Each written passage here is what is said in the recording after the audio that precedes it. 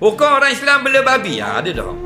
Orang yang tolong orang kafir bela babi boleh ke tak? Boleh. Boleh, dosa berlaku.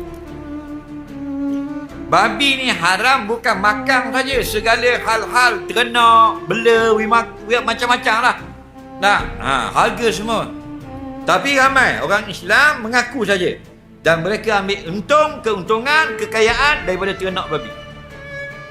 Ini semua ni makan haram.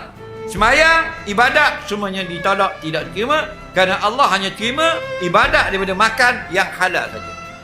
Kata Nabi, innallaha idza harrama syai'a harrama samanahu. Sesungguhnya Allah bila diharamkan babi, diharamkan pula harga babi itu. Nilai dia, jual beli dia haram belaka. Nampak? Sampai haji pun ada haji. Haji terlibat dengan babi. Haji babi.